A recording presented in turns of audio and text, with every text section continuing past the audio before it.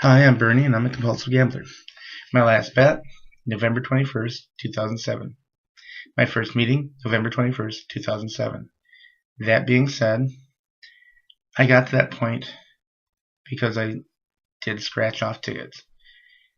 At that point, I had gone through 10 days of adult psych for suicidal depression, which was a result of problems at my employment where I almost lost my job. I had to fight to get it back over a 3-day period.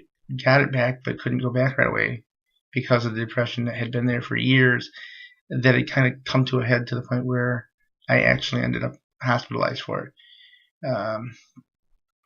And I look at that time period and I realize the reason that my first meeting and my last bet are on the same day is an odd one. And that is, I went to the meeting, I passed the test, they have 20 questions, and yet I turned around after the meeting and said, I'm not that bad.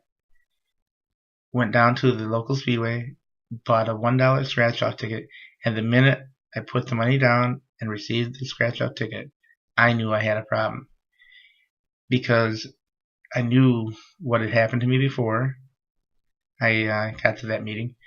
I knew what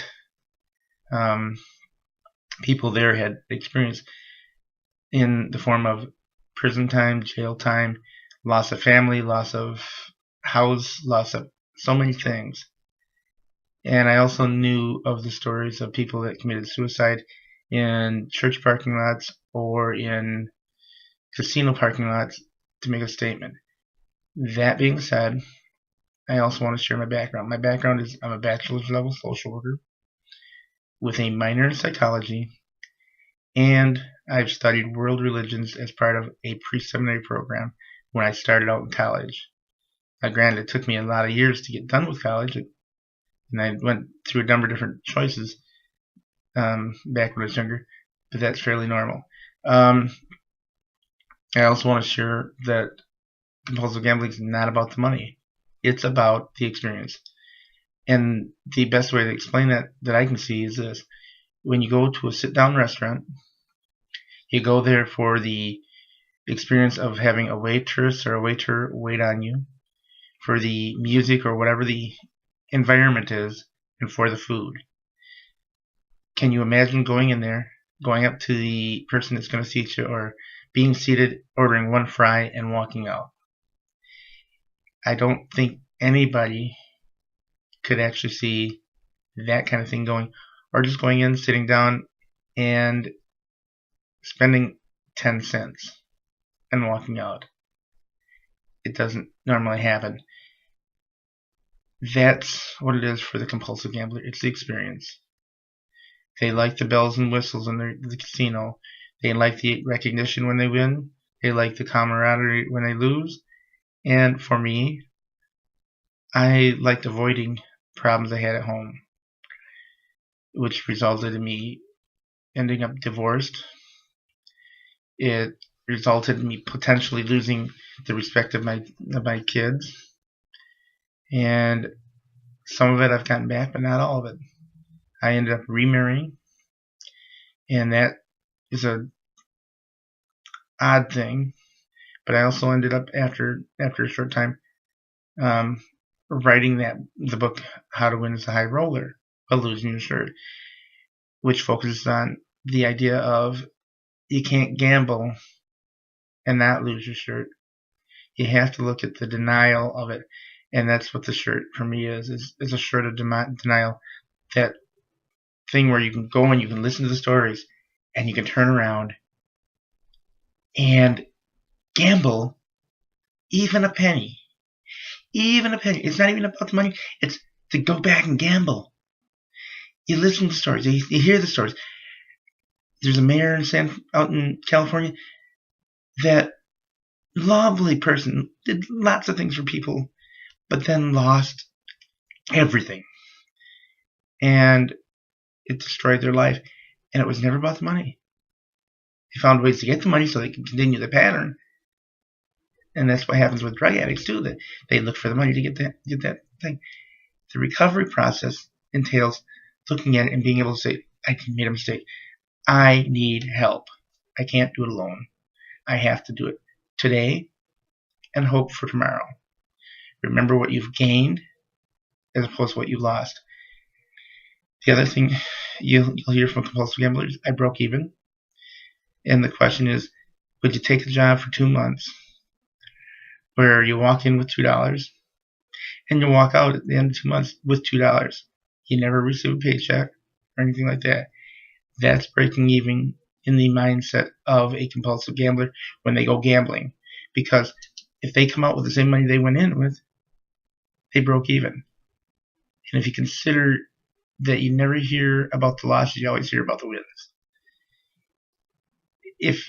I think a lot of times if you did the math, even if you're an occasional gambler, you go one time and you lose.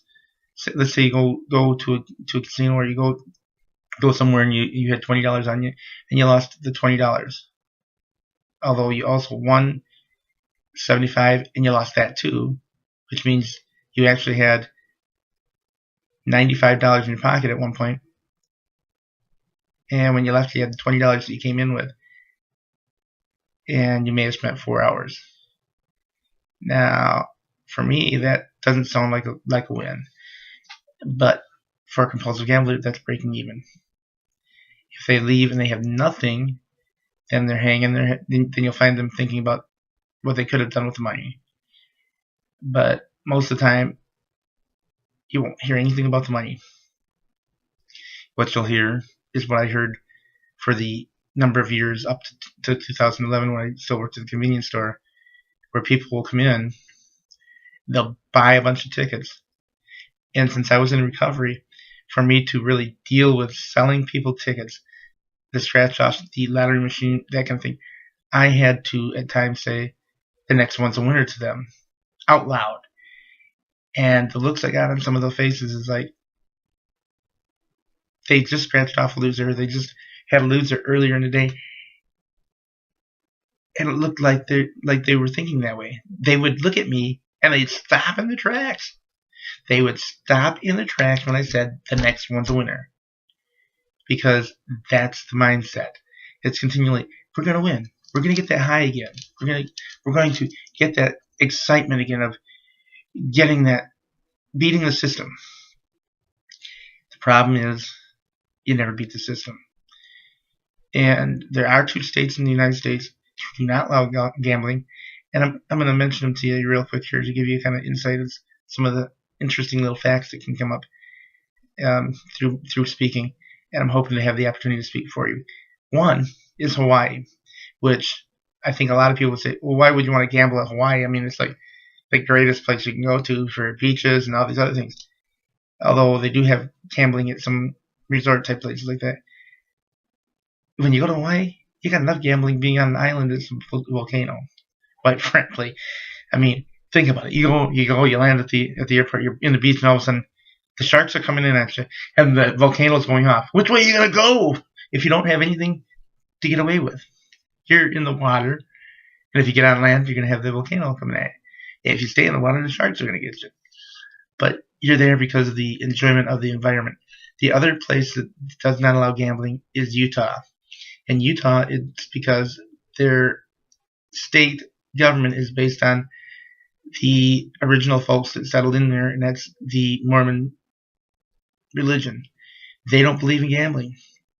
And oddly, they don't put it into their system. But that being said, now you can gamble online with your phone and so many other ways, so it crosses the lines. The question is, would you be interested in allowing me to share a little bit of that, and maybe a little bit of the biblical gambling, such as Jonah and the whale, when they drew lots and he won, but he got thrown into the fish. Think about that one for a minute. But anyway, if you're interested in having me talk to you about these kinds of things, feel free to contact me through Standtallrecoveryservices website at Standtallrecoveryservices.com, or by email at Standtallrecoveryservices@gmail.com. Thank you.